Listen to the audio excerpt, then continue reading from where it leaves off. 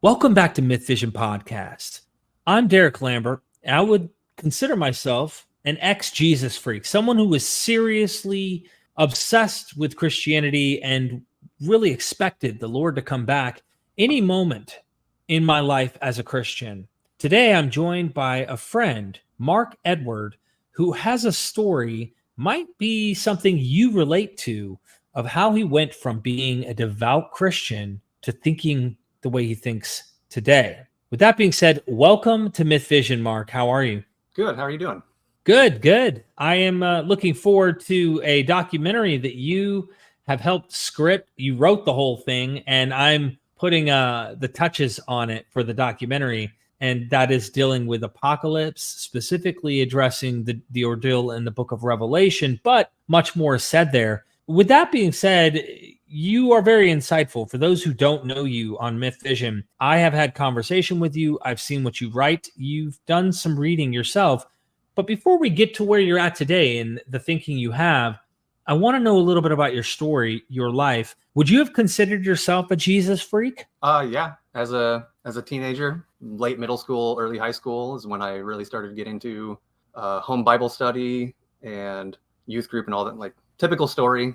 But I was extremely closed off from culture just because of my religious upbringing through my parents. And it was a big deal when I found DC Talk's Jesus Freak album, and I couldn't get enough of it. And I literally made permanent marker on a white t-shirt, wrote the word Jesus Freak, and wore it to school. Like, that's what kind of kid I was. Yeah, I would consider myself that. There was a book that came out, Jesus Freak. Wasn't it DC Talk or someone? It was a book of martyrs. It was stories meant to entice kids to live Christianity to the fullest. Wow.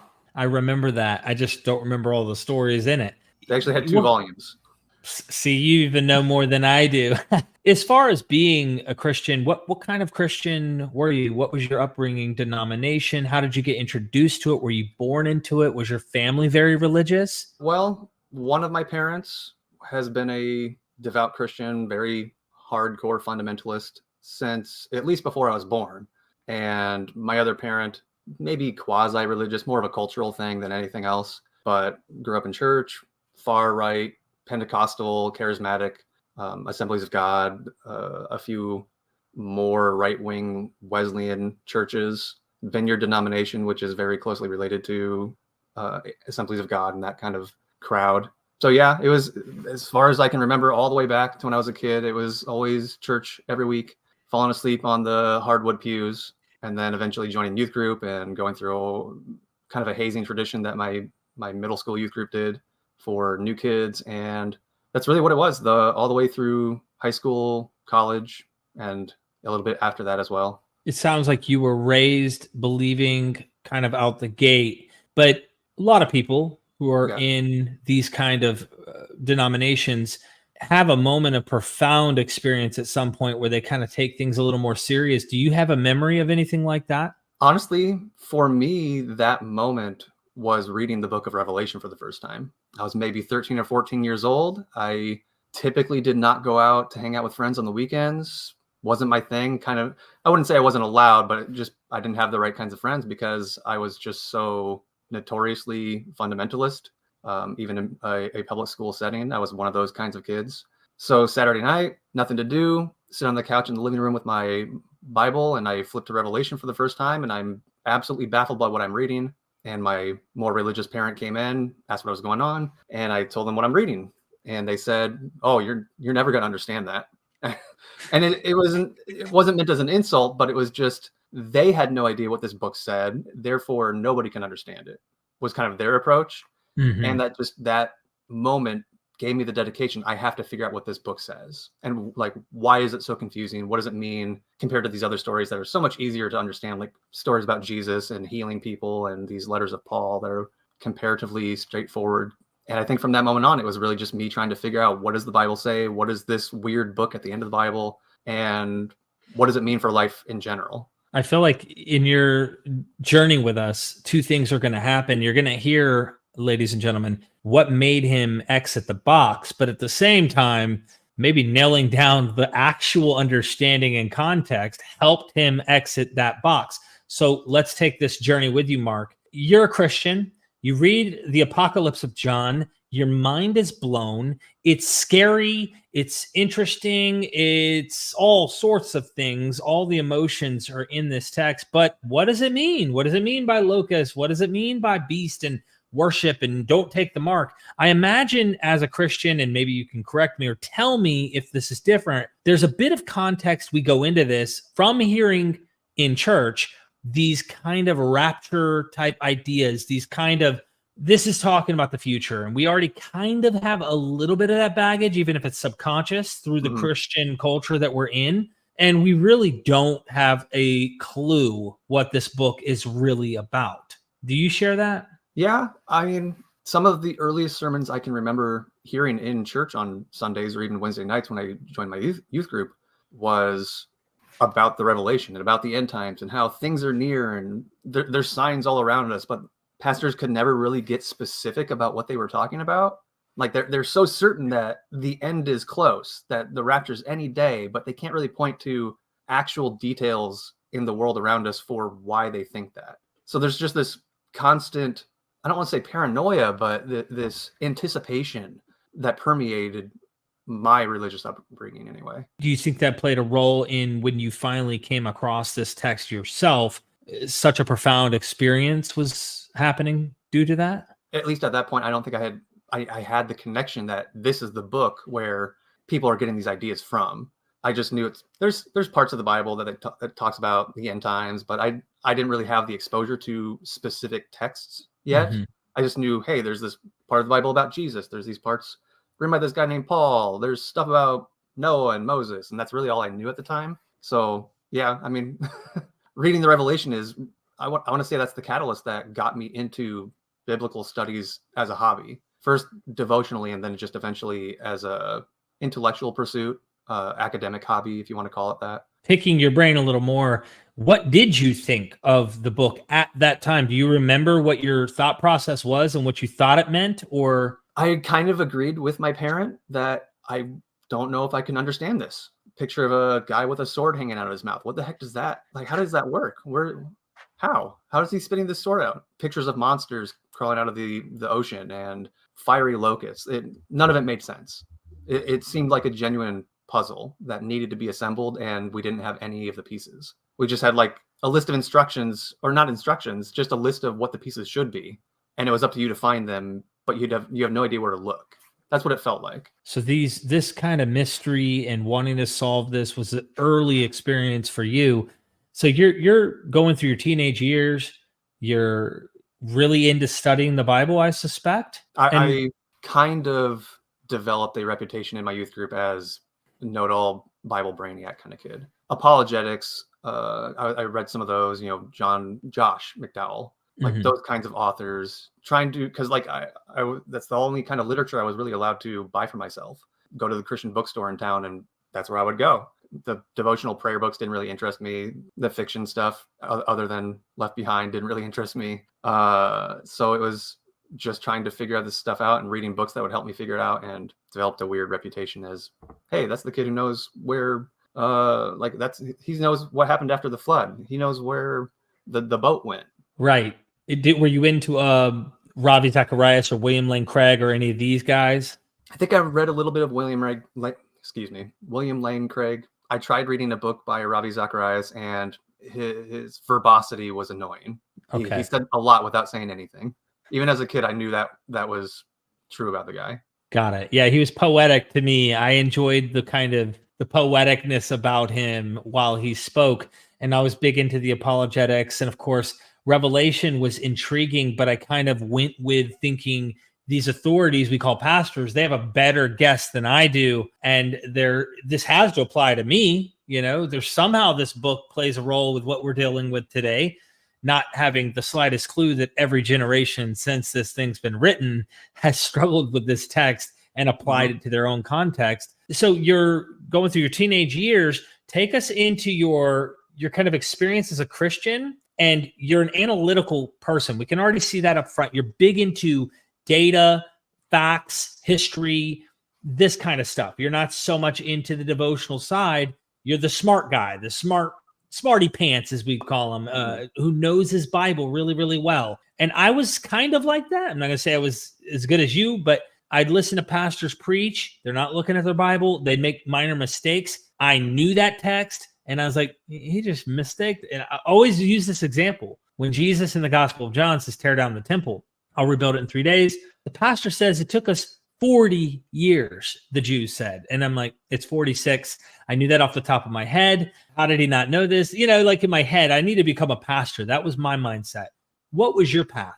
I think I kind of imagined myself eventually growing up and writing apologetics books that would help, because this is the purpose of apologetics. I would write books to help other Christians defend their beliefs. Really that's the whole point of apologetics. It's not to convince other people. It's to convince people in the group on how to keep their beliefs when they're having doubts. And that's what I saw myself eventually doing. Wow. And how old were you, would you say, as you were thinking this way?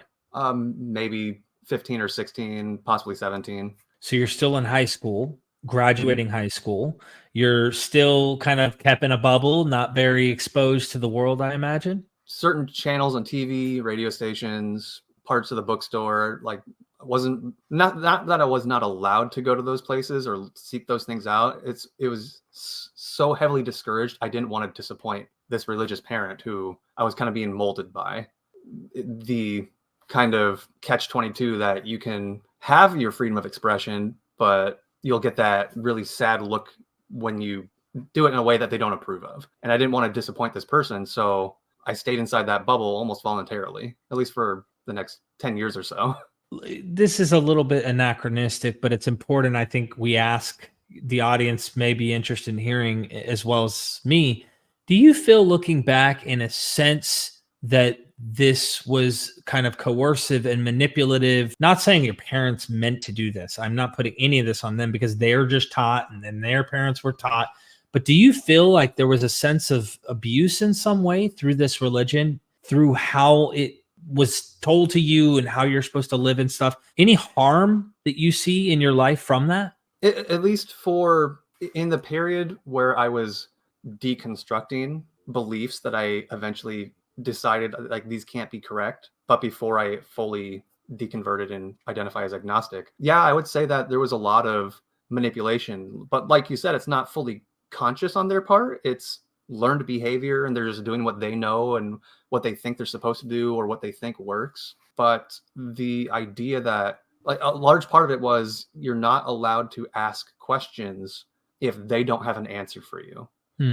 Where you can ask difficult questions about the Bible or theology or the end times or whatever, but once you get up to this boundary of their knowledge, they get defensive and almost angry that you're asking something legitimate and they don't have an answer for you. And because of that, because you don't want to anger them, you kind of limit yourself on where you go intellectually or even emotionally, because you don't want to disappoint them and you don't want to challenge your own faith, because that's the implication. You're challenging your faith by asking these questions. So because of that, it forces you to stay inside the box voluntarily.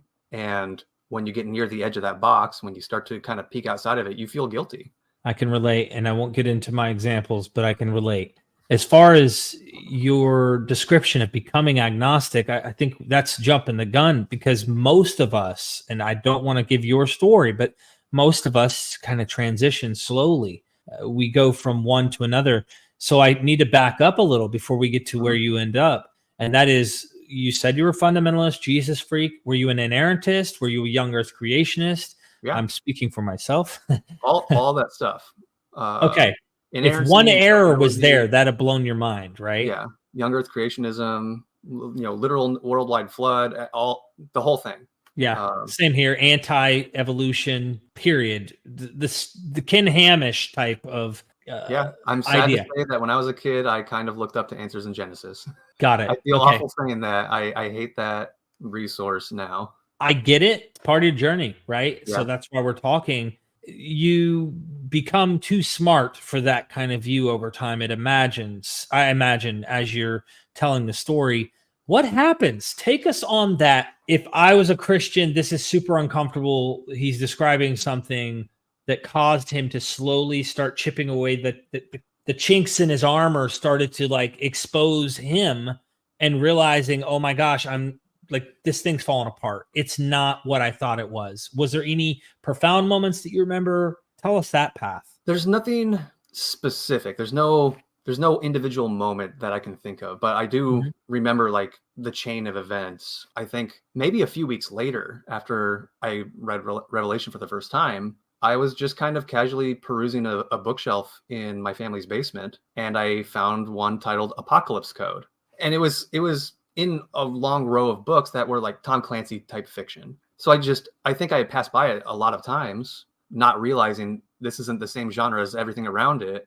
It just kind of looks like it because of the book cover. But it's like, oh, Apocalypse, that's that book in the Bible. And so I pull it out and I read the back, and it's trying to explain, hey, this is what Revelation means. This is the end times. This is when Jesus is coming back. Like, oh, this is exactly the kind of thing I need. And so this book, Apocalypse Code by Hal Lindsey, I think it was published in 97. It goes through all the parts of Revelation, chapters 1 through 22, and it explains, here's what this thing means. This is what this thing means. And everything had an explanation. It's the exact kind of thing I was looking for, where those locusts, for example, it's a first century man trying to describe 20th century technology with his limited knowledge. What he thinks he's seeing looks like a locust, but he's really describing an attack helicopter for war. It's like, oh yeah, that makes perfect sense. It all fell into place. This is the book that had the puzzle pieces, and I can assemble them now. But then some point, maybe in the following year, I heard about this book series called Left Behind. And it's about the end times. And it's a fiction series that kind of illustrates what's going to happen based on how to read the Revelation properly. It's like, oh, okay. So I go read that. And it's heavily promoted in my church because that's the theology that everybody around me believed. And I'm reading this book series. Like, it's really interesting, 14-year-old, 15-year-old. But it's nothing like Apocalypse Code. It's not attack helicopters being described like locusts. It's literal demonic locust things that are sent by Satan. They're not compatible. They're different interpretations of this book. And so that exposed me to this idea that there's more than one way to read Revelation of John, even by other Christians, and they vehemently disagree with each other on how to approach this thing.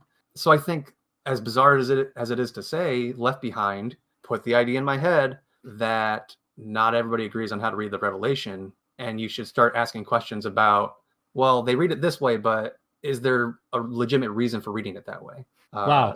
And that eventually just led me to start looking for other commentaries and online articles and all kinds of websites trying to figure this thing out. And that started this really slow process of tearing apart these old things I believed and rebuilding it in a new way, and then eventually tearing that down, and this repetitive process until eventually I get to where I am now. So I would say that it was maybe a 10, 15-year process. So I love that you gave us the tease, but it's safe to say that Christians disagreeing with Christians, meaning there's safe material. Remember, mom and dad are okay with, whichever one's more religious, are okay with you reading Christian material. And as long as it's within the somewhat scope of our tradition, I'm okay with this. You're not like running off the Roman Catholicism. How dare you, right? So we're cool. We're cool. You're reading a guy that your own church is cool with, but then there's this other guy and he has a different take on certain things, and you start going, oh my gosh, hold on. Which one's right? And then more curiosity, needing to get to the bottom of the answer of who's right, because you're not settled on authority. You're settled on researching it yourself and finding out and picking out what makes the most sense, leads you to get a little more serious, which leads you to other material you're suggesting. And over time, I suspect you're starting to pick up commentaries from people. Did you go with like really old commentaries from more Protestants that have written through history, Calvin and others, and then eventually work to critical scholarship? Or how did your journey work? I think the first few that I bought for myself were still 20th century fundamentalist Protestant Christians. For example, Tim LaHaye's Revelation Unveiled, which is his popular level commentary on Revelation. I think after all this time, I've honestly forgotten a lot of the titles of the ones I got. Like, I either checked out from the library or I found in the bookstore and sat down to read in the corner armchair. But yeah, I was going through popular level commentaries and eventually finding pages on the internet that kind of get a little bit more detail into this language we call Greek. I had no idea, like they don't teach you that in these kinds of churches, that the Bible is written in another language, unless they're trying to manipulate it in a way that helps their theology. Eventually, I think maybe around 18, 19 years old, I discovered this theology called preterism, which was completely new to me. If it was a big jump from Hal Lindsey to Tim LaHaye, and they're more or less in the same branch of Protestant Christian theology, preterism in the setting I grew up in could almost be considered heresy, even though I would say it's maybe safe to say most Christians around the world believe some form of preterism. And define it for people so they understand is that it's a fulfillment of something that's happened in the past. So yeah. If you ask, do you believe that some of the prophecies are fulfilled in the Bible? Then you're some kind of preterism, but we usually use that as a theological category for a specific type of people. Yeah. So the form of Protestant fundamentalist Christianity I was raised in believes in a theology called futurism, which is essentially that Revelation and other end times prophecies are still going to be fulfilled in our future. They have not been fulfilled yet. And then I discovered this theology called preterism, which is that Revelation and prophecies by Jesus about the end times, or Paul, or the book of Daniel, have mostly or maybe entirely been fulfilled in the ancient past, 2,000 years ago, more or less. And that was just mind-boggling to me. How can you believe that? How can you believe Jesus' second coming happened 2,000 years ago? Okay. But there's people out there who do believe that. You're differentiating between two groups of preterists, and then within those groups, there are variations, but let's just stick to the general topic of partial and full preterist. You just described full preterists who think the second coming of Jesus happened. Before I became a full preterist, I was a partial. Kenneth Gentry, Gary DeMar, R.C. Sproul, mostly Reformed guys that I came in contact with. However, Church of Christ people had their own little avenue, and people probably within your kind of tradition, there were probably these heretic versions of people who might have come to this conclusion that were part of, I suspect, accessible through your ideas in Christianity or whatever. So the question I have is, your mind is blown, as was mine. This was the answer that you were looking for. And now you think, all right, are you wrestling between partial and full, or are you mainly a partial? How does that work for you? Well, at first, it was that initial shock of, well, there's this theology that says the second coming happened 2,000 years ago. That's nonsense. How can that possibly be true? But then, like you said, I eventually learned, there's two kinds. There's the partial, there's the full. And it's like, okay, Orthodox Christians, second coming hasn't happened yet, obviously. There's still all these problems in the world. We're still here.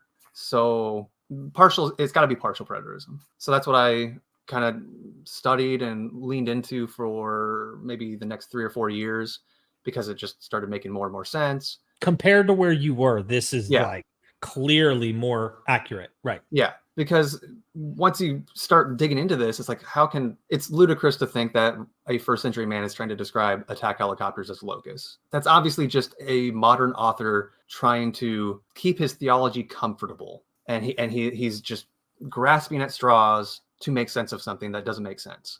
But the big thing that made me jump ship from futurist theology into this preterist theology was, well, Revelation of John says the time is near. These prophecies must be fulfilled soon. It says that in the first 3 verses of the book. And then I think it says it in the last 10 verses of the book. So it's really driving that point home. Futurism has to say that soon doesn't mean soon. Near doesn't mean near. You have to either completely change the definition of this basic word, or you have to go through this weird mental gymnastics that it's God's perception of time. Well, then that just makes the word meaningless to us anyway. Preterism doesn't have to do that. It takes that word soon seriously. It takes that word near seriously. So maybe this theology takes the Bible more seriously than futurism. And it was an easy decision to leave behind futurism for preterism.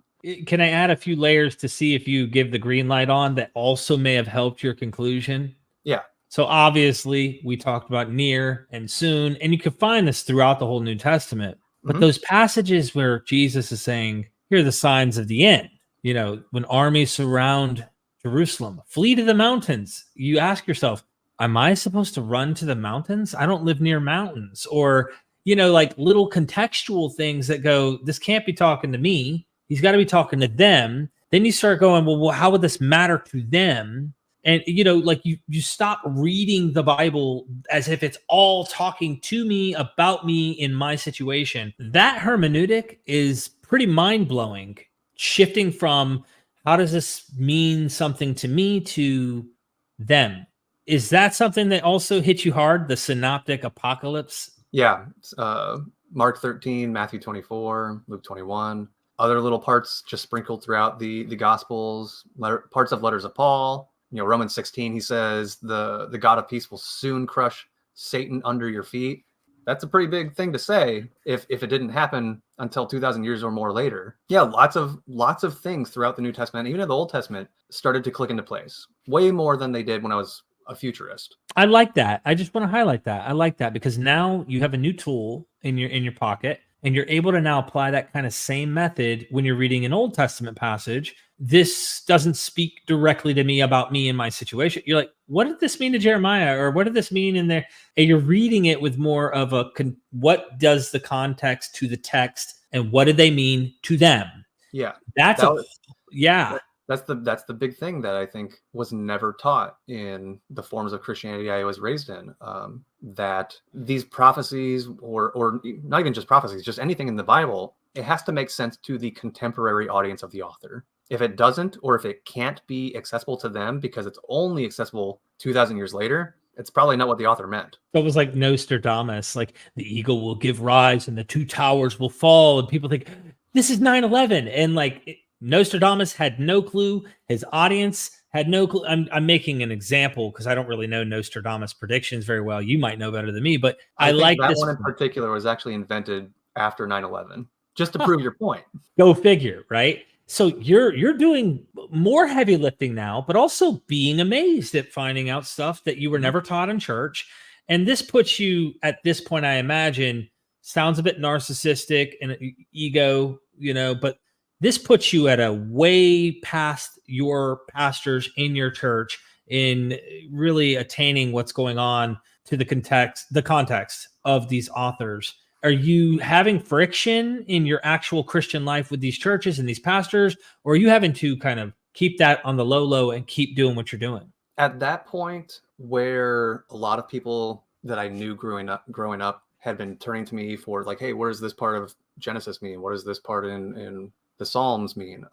That dried up because I'm not a socially outspoken person, but I have been maintaining some form of biblical studies presence on the internet since I was a teenager. And when I started becoming vocal online about this and my friends were reading things I write, that's when they stopped coming to me for answers about weird biblical stuff or biblical questions they had. At least that fundamentalist circle I grew up in, that stopped happening. Isn't that interesting just from a social standpoint, how you're doing taboos or talking about things that don't fit the narrative we're taught? So there's a distance or a gap. I'm not saying they completely disassociate, but they definitely, something shifts. And I don't know what the ultimate reasons are. I've had this similar experience.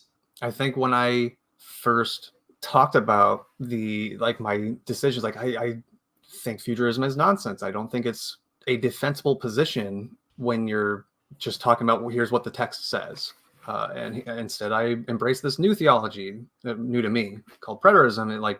It made a lot of people confused and sometimes, like, a few of them quite angry, where I would get these messages sent to me in my email or the early days of Facebook, saying, it's like, how can you believe this garbage? I had a couple of friends who just outright ghosted me over it. What about the pastor? Did you have any friction at your church? Not that early on, but as I grew older, started getting weird looks in Sunday morning sermons, where even friends around me would notice that the pastor he would say something in the church that I belonged to up until about just a little under 10 years ago. The Sunday morning sermons, they always had two services, the early service and then the late morning service, and eventually three, where they kind of spaced those out and put one in the middle, just because the church was growing that much in our city. Okay. And some friends who would volunteer in the Sunday school, and they would play the sermon over the intercom speakers for people in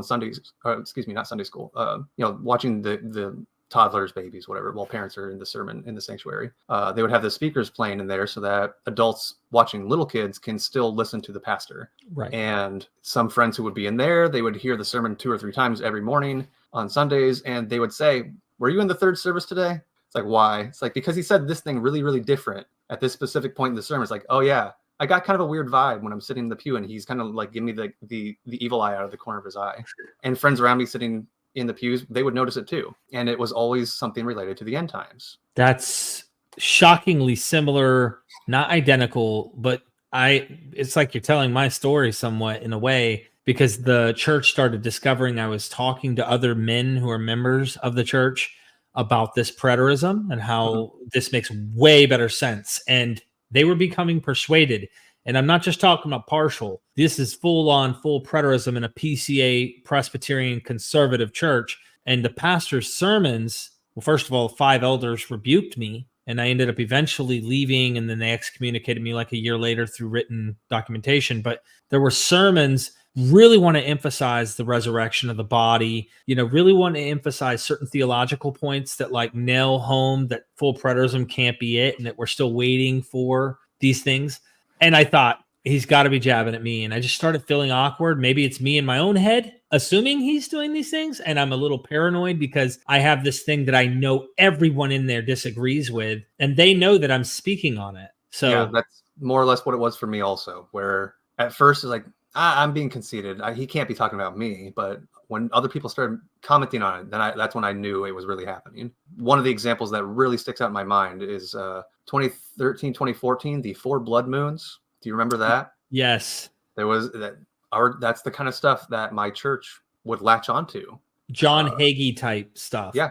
They would be posting his stuff in the church Facebook groups or the email newsletters. And the Bible blog that I had running at the time, I made a post commenting, it's like, here's why I think this is nonsense. Here's why I think we shouldn't. This is why we're connecting dots where there aren't any dots. We're inventing a pattern and putting that pattern onto historical events where the pattern doesn't fit. It's like, oh, there's these upcoming 4 lunar eclipses, total lunar eclipses, which means that the moon's going to appear red. Totally natural phenomenon. It just happens that there's going to be 4 in a row. And every time this has happened in history, it's some major event has happened regarding Israel. It's like the last time one happened was like 600 years ago, and it happened like 40 years after the event that it's supposed to be connected to. How is that relevant? So I point this out, and one of those situations where I got hate mail, if that's what you want to call it, wasn't quite that strong, but it's that vibe. And the pastor makes a really deliberate comment in his sermon once he gets to, like,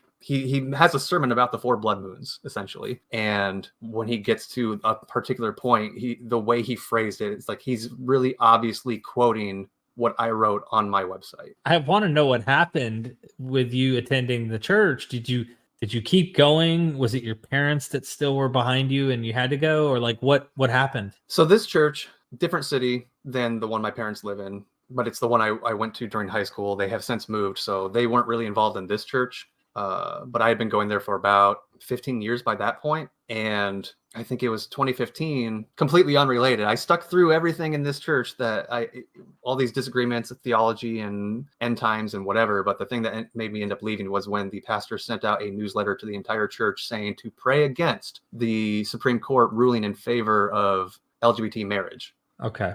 When that happens, like, I can't stay in this church anymore. They're like, it's not worth the trouble. It's not worth trying to change people's minds if this is what the church culture is. So not related to end times, but I did have a moment where it's like, I can't go back. Wow. Okay. So I was curious because this seemed to be a big deal, this whole, preterism stuff. So obviously it is a big deal. It was a big deal for me. You're a devout Christian. In fact, I can't imagine you not thinking how much more serious of a Christian you were, because you're taking the word of God seriously enough to investigate what his word, which is inspired by him, means and what it meant to them, the people who wrote it, the people who are reading it initially. So you're a diehard believer. You realize that Christians not only disagree with Christians, but by this point, Christians are, in a way, seeing you as the black sheep. You are a wolf, in a sense, in sheep clothing. Mm-hmm. And you're a Christian who thinks they're doing the right thing, but you're criticizing what you think is just baloney. And they're taking it as attacks. And now you're getting attacked. And there's a war, ideological war in Christendom. I want to highlight that for the viewer. Are we getting close to your exit interview with Jesus, or at least going to some form of theism that maybe isn't quite what you were in? Talk to us about that transition as a devout Christian, full preterist. What happened that turned the car onto a different path? I want to say it was about 2012 where I eventually moved from partial preterism into full preterism, became convinced that, yeah, if you take everything literally, and by that I mean seriously, like if you're taking it seriously, if you're not trying to fudge the definitions of words to make these parts of the Bible more comfortable for yourself, then it really seems like it's saying Jesus is going to come back within the lifetime of his followers. Matthew 24, Mark 13, Jesus says, this generation will not pass until all these things take place. And by all these things, he's including when he says, the Son of Man will come on the clouds of heaven and da, da, da. Gather the elect from the four winds and yeah. So eventually transitioned to full preterism. That made a lot of people upset. It was not enough that I stopped going to church and still had this circle around me. And I was hardcore into that. Like the communities I was associating with online, the ones that promote full preterism online at this time, there is a definite sense of arrogance to them.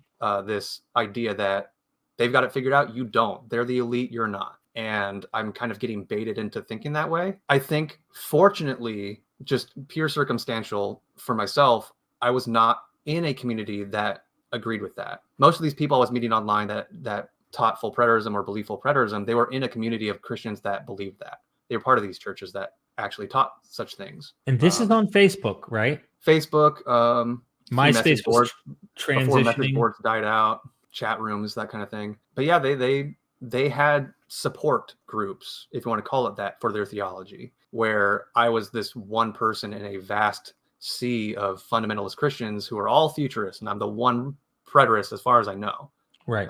The one who's willing to talk about it anyway. So I was developing this sense of arrogance because that's what I was learning from this community I was interacting with online. But because I didn't have this support around me in day-to-day life, it made it easier to start questioning them when things they were saying didn't make sense. Because I started noticing that the way futurists will take parts of the Bible that they say is literal, but they're really reading it in a really weird way that's not literal at all. I noticed that preterists have to do the same thing, just kind of on the other side of the coin. Once I started noticing this, it's like, well, maybe they don't have it figured out. Maybe there is something wrong with their theology. And that's how long would you say you were in that kind of, I don't know if you want to call it a middle, sitting on the fence between partial preterism and full preterism? Were you sitting on the fence, or would you call yourself a full preterist?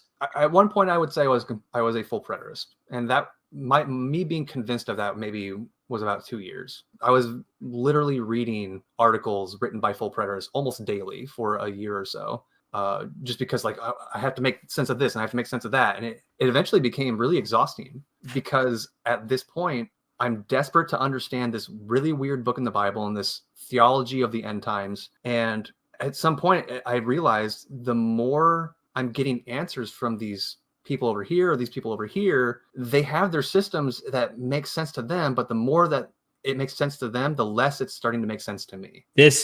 I'm glad. This is a nugget. Pay attention if you're watching. I love this. So emphasizing a point, just to give examples for each side.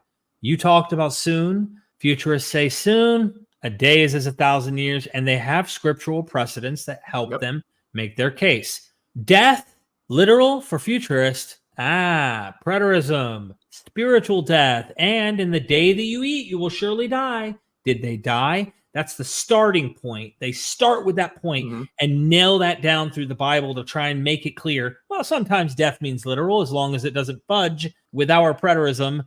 And then they get to these passages, there will be no more death, having to interpret it through some type of interpretation that they've thought made sense of Genesis. So like you have to literalize certain things, spiritualize others, and vice versa. And both systems can find examples to back up their claim. Death is spiritual. Look, Paul says we were dead in our trespasses and sins. Like we're already dead. And, they'll find these things and then they use the Bible to interpret the Bible as a jigsaw puzzle to make it all work. Let's interpret Revelation through Matthew 24 and Mark 13. Let's interpret that through Daniel. And Daniel's got to be 490 years from the time we want it to start so that it matches 70 AD. The list goes on and on and on.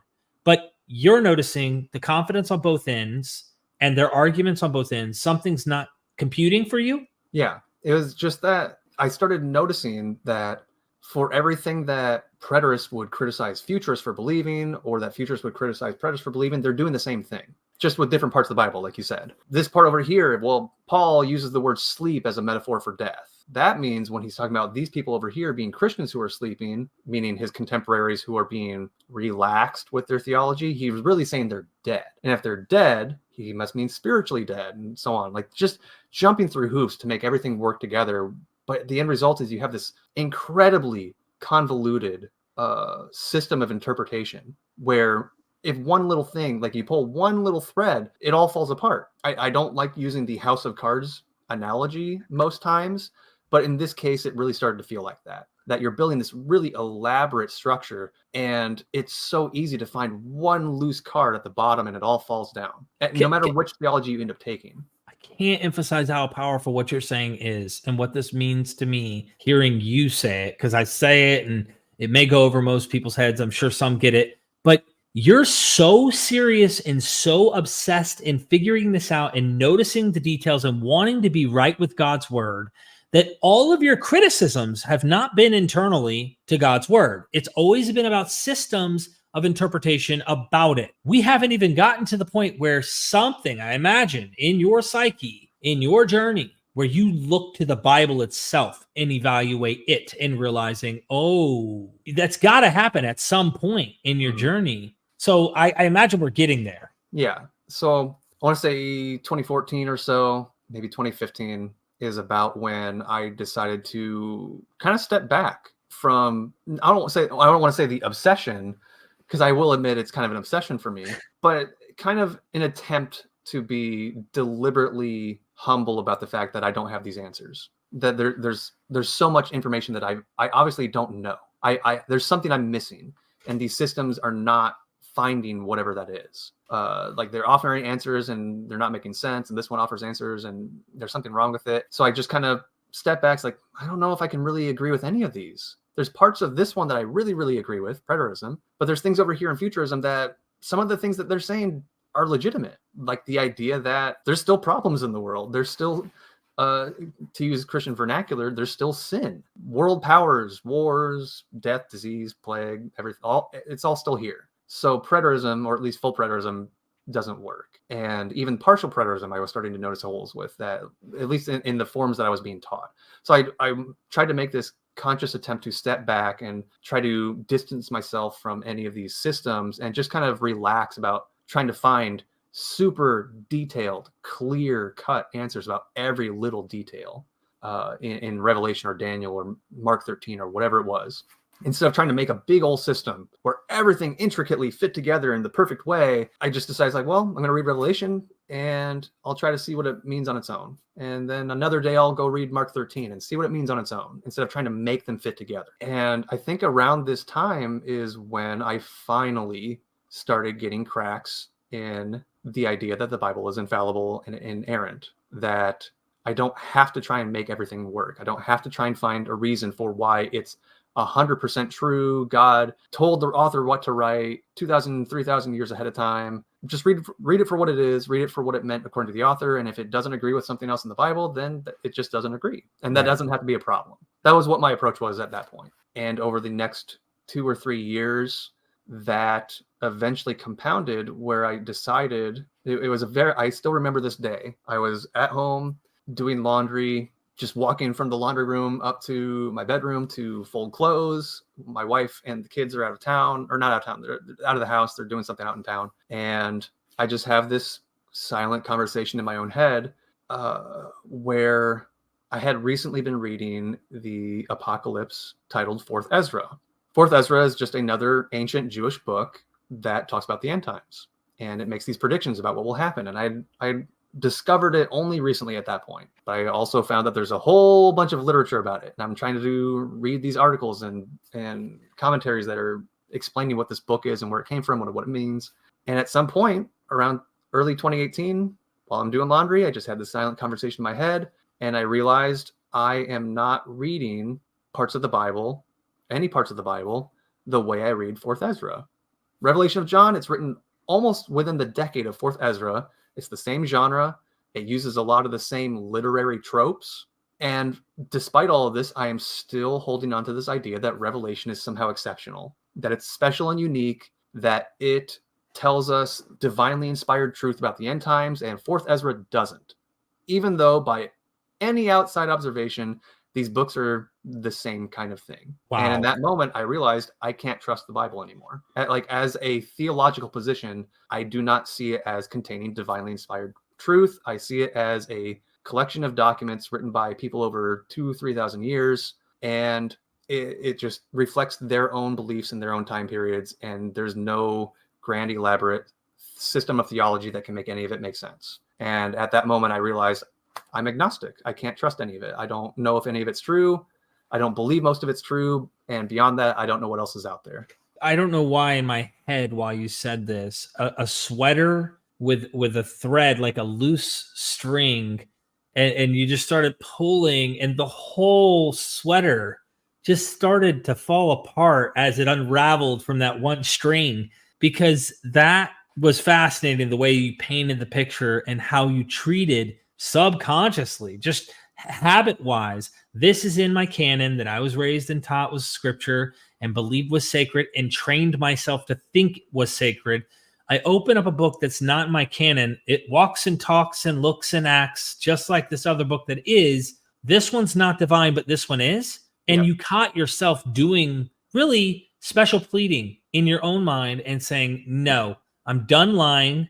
I'm done pretending. I'm not going to do that. I'm going to approach this like I would any other literature. And almost every book in the Bible, you could find some type of precedent in other literature, in the ancient Near East, for example, or even non-canonical materials that are similar in nature to a lot of what's being written there.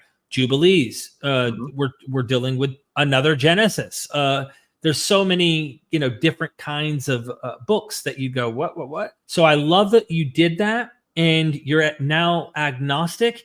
I kind of wondered about yours, if you became kind of a theist in some sense, but just not a Bible-believing Christian type of theist. But you're saying you went agnostic. Can you tell us more about that? I want to say it was a near immediate, just my all theology that I had just completely dissipated, almost in a moment. Wow. Where I had been slowly going through deconstruction of other parts of my theology over the previous decade and a half, along with end times, but end times had always been the centerpiece. But conversations with friends or reading articles from, as I'm getting more into actual critical academic scholarship, and not just, I've long since left behind apologetics at this point, and realizing like there's this thing in my theology that all the answers I've been given, none of them make sense. So I'm just gonna be agnostic about that. So agnostic just kind of became this way that I approached things where I don't have the answers to. So I'll just kind of step back and let it be. What's the exact way that God accomplishes salvation through the crucifixion of Jesus? You have substitutionary penal atonement. You have Christus Victor. You have ransom theory. You have all these other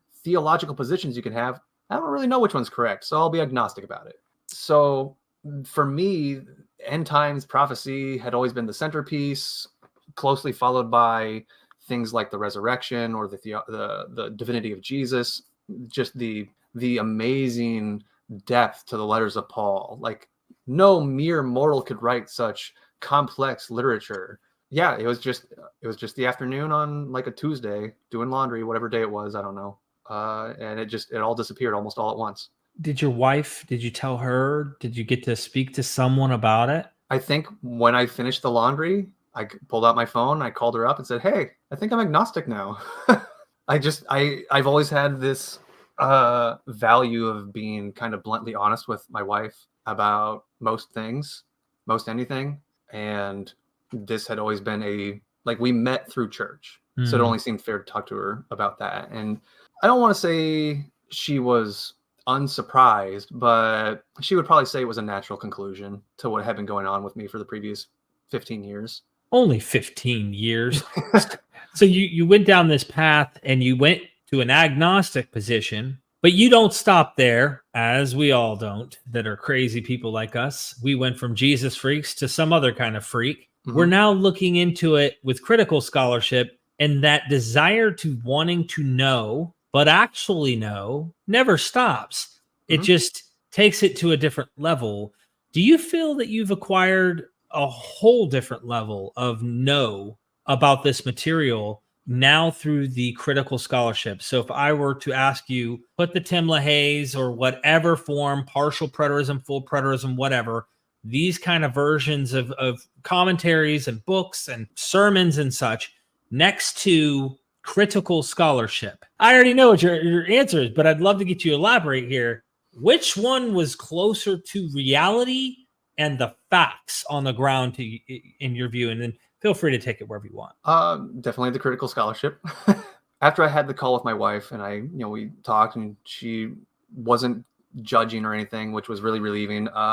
I had this really definitive clarity of having been freed from having to hold convictions to things that I didn't have the answers to, and that I was allowed to now look outside the box, finally, that I could do it without worrying about challenging my faith or upsetting people. It's just, I just want to know the answers. That's all it is. It's just I'll call it intellectual academic, but it's fun instead of being the basis for my life's decisions and my personal morality and things like that. It's just fun. That's all it is. So yeah, critical scholarship, no comparison. I think it's still interesting to look at fundamentalists and other theological positions on these topics, these questions, but more from that critical side. That's where I'm approaching it from, to see, looking for patterns, but not the way that they do. They're looking for patterns in history and making connecting these dots in their theology to make these elaborate systems, where I'm now able to look on that and try to find the patterns in how humans adapt their minds to information that makes them uncomfortable or information that makes them feel certain. So you're dealing with, just feel free to jump in and correct anything I'm saying. You're interested in why humans are doing this. Why are we doing these things? How we deal with these problems in various ways by cognitive dissonance and other things, similar to Matt Harkey, our buddy, who's big on that. Yeah, he and I actually met online having these discussions in 2007. Oh, so he and you were Christian at the time, clearly, if you're that far back. His deconstruction ran right parallel with mine. For me, it was mostly end times. For him, it was mostly the resurrection. Interesting.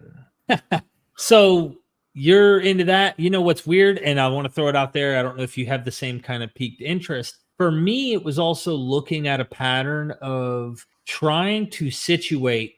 We talked about how you read different material outside the canon and saw that you weren't treating the Bible the same. Well, I was trying to treat these texts the same if they had a similar genre or even themes, tropes, elements that may be overlapping. And initially it was more fringe stuff that I was completely sucked into, that was just zeitgeisty D.M. Murdoch type material, to getting a much more critical approach, still on the fringe in many ways, but then becoming more central and not so, I guess you say, better educated on it. And now I'm realizing, oh my gosh, there's so much correlation with other mythology, because mythology means, in my mind, right, that this is not what happened historically. This is not what literally happened. And that literalness, that was shocking to realize that these things didn't happen. So you go to the full side, that none of them happened. They're all secret stories about the sun, moon, and stars, or some other extreme, to actually, I don't buy that either anymore. I'm actually in this position where I'm trying to understand this from a scholarly point of view.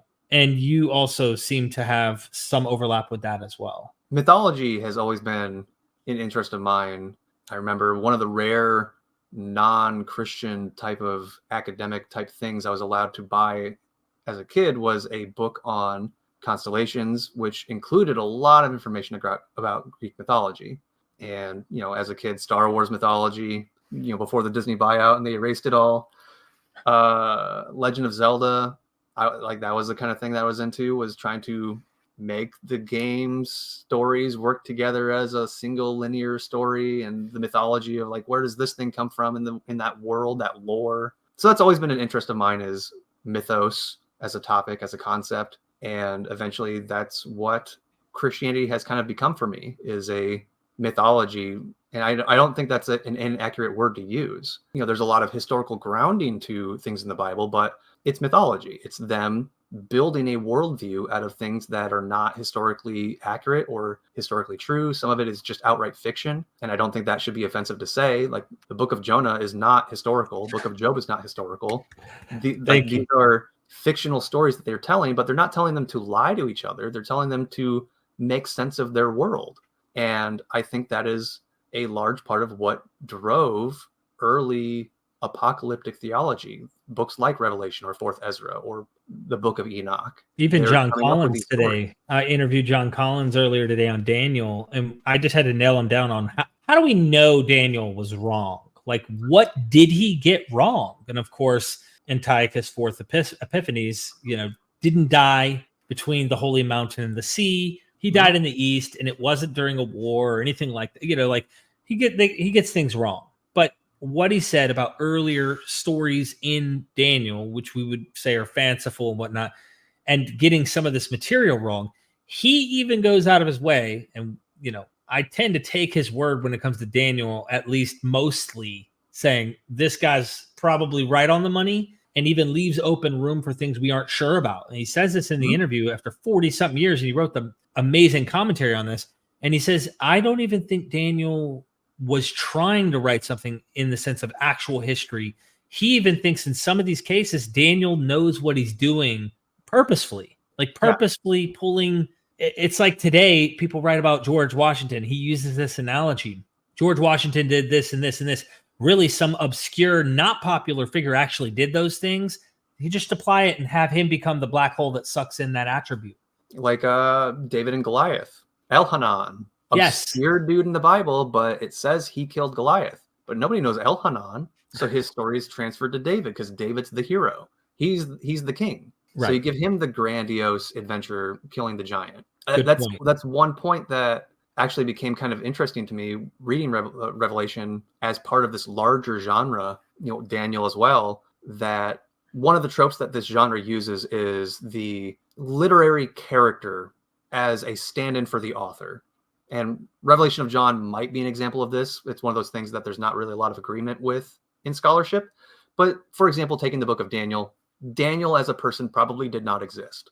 And Daniel in the book of Daniel is a literary character. He is more or less an invention of one or more authors, but he's kind of a stand-in for the author so that the author can speak to his readers by telling these relatable stories and giving them this mythos, this divine information that is being revealed in secret. And when you talk about apocalypses being written by people who are using pseudonyms, like Daniel was not written by Daniel. Daniel was written by some other guy pretending to be Daniel. Enoch. You're accused of saying that these authors are liars. I don't think that's really what was going on in this genre. If it's one author pretending to be Daniel or somebody else, okay, maybe they're trying to trick you. But when it's nearly every single book in the genre doing that, it's a trope. And the authors know it, and their readers probably knew it too.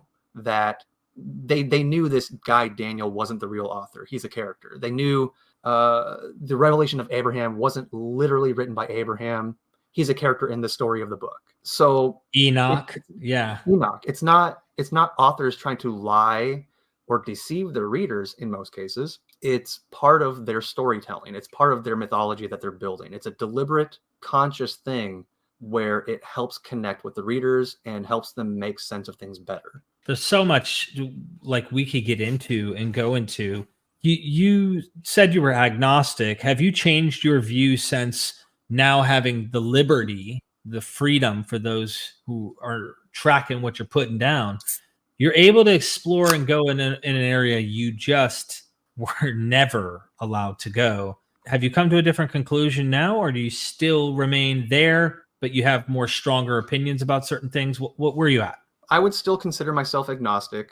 I was very hesitant at first to use this word, but I would say I'm atheistic. I would not call myself outright an atheist because I don't think that is, in my opinion, I don't think that is intellectually honest to say I know there's no God.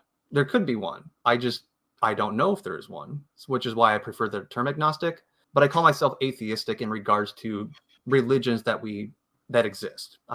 In regards to Christianity, I am atheistic, or Judaism or Islam or Zoroastrianism or whatever.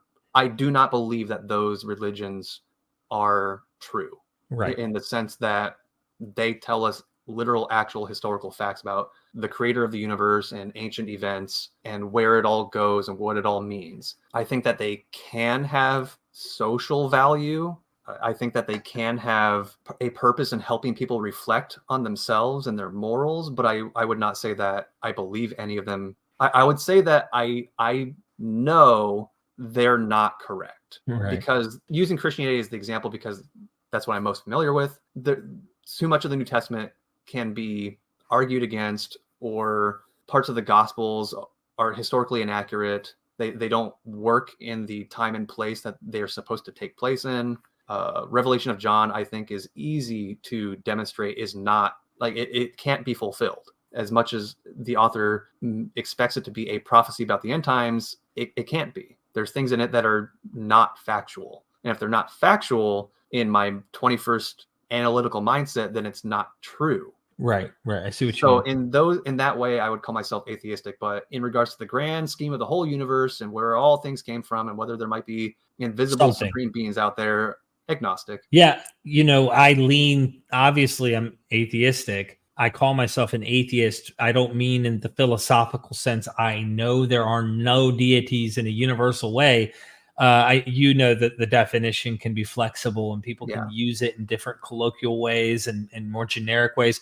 I do have this kind of weight inside my mind, like an intuition, which the world can be very counterintuitive. But when you realize how man-made all of these systems are and all of the gods based upon them are, and they're reflections of the human imagination and the human cognition and the human perception and stuff, I can't help but think that the God itself is the illusion of man, and that is what it is. So it's hard for me to even categorize anything. It's like I almost want to go with the philosophical definition of atheism in my mind, because I don't think there is that, what we call a God, there.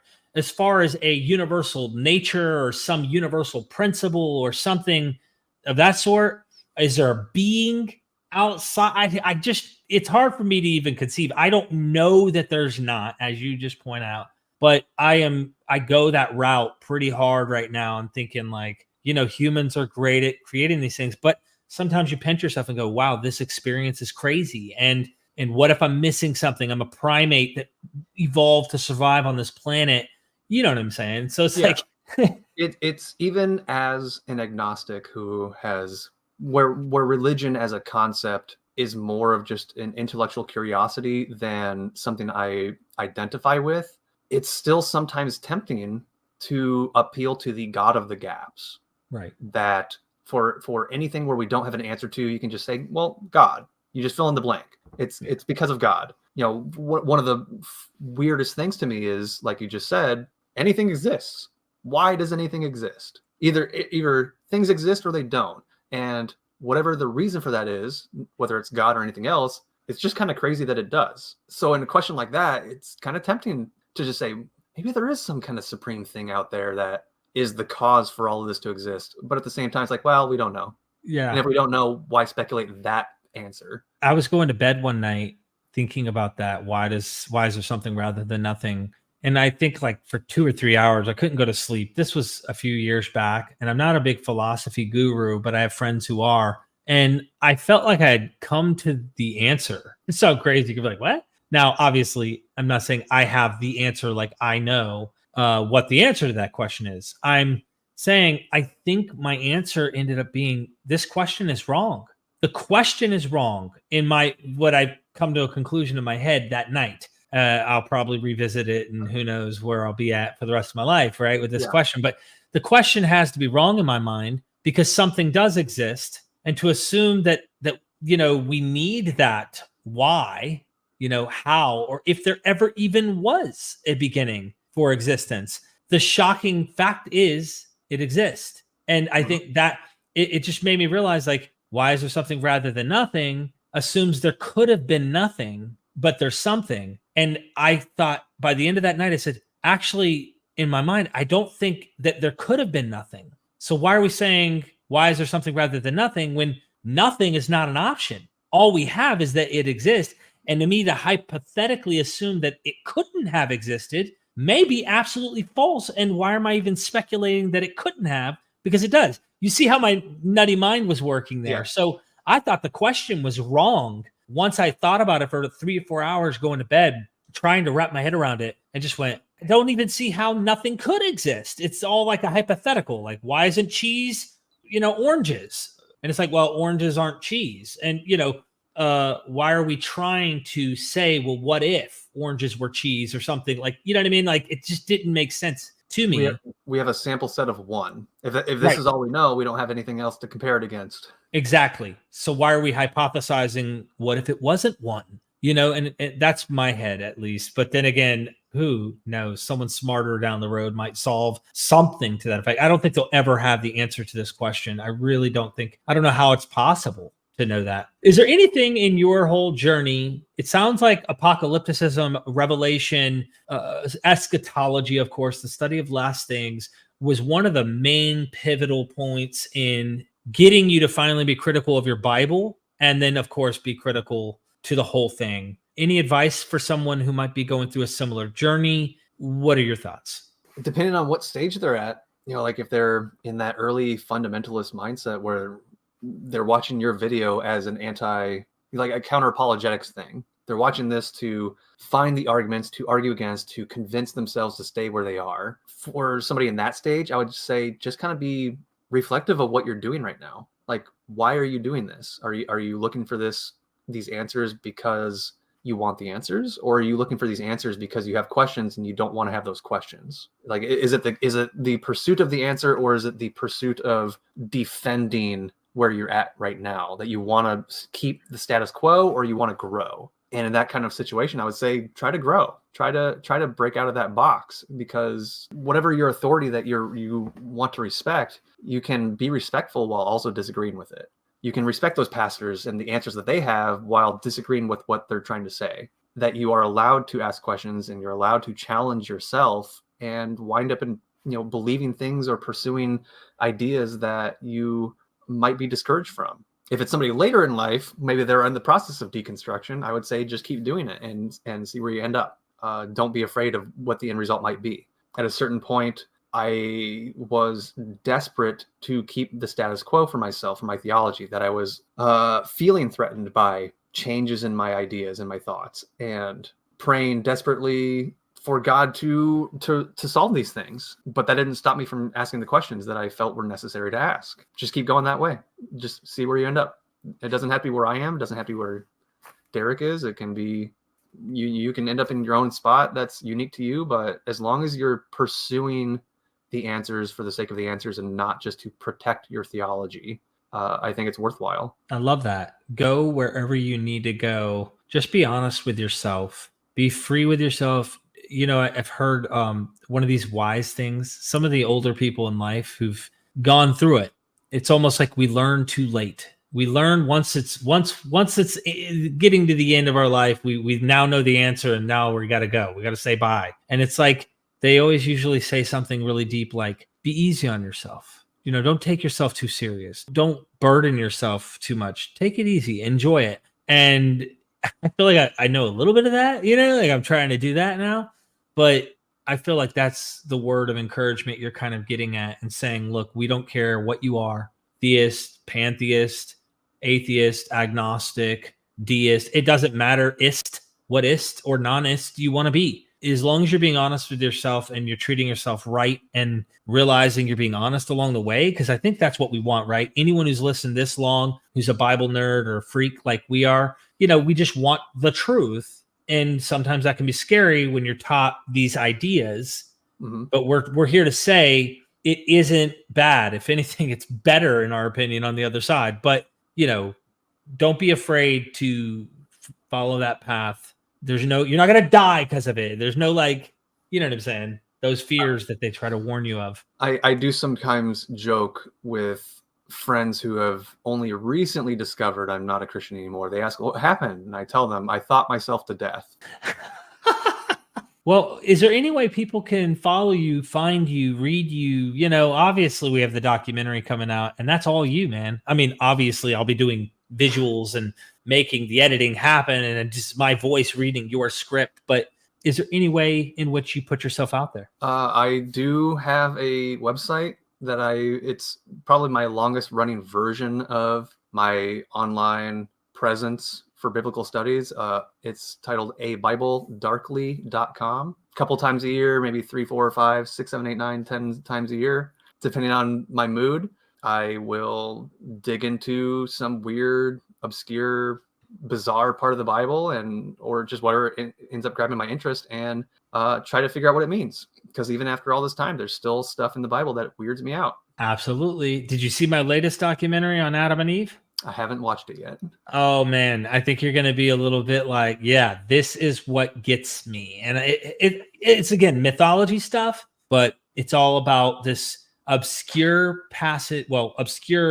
tablet in Ugarit that kind of got overlooked according to these two scholars in KTU 1100 and KTU 1107 about the god El on the high mountain.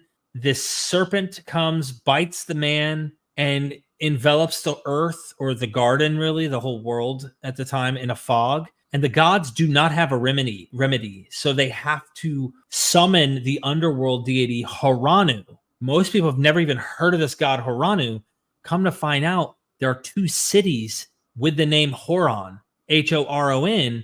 And the etymology, you know, a lot of times geography leaves remnants of a deity or things.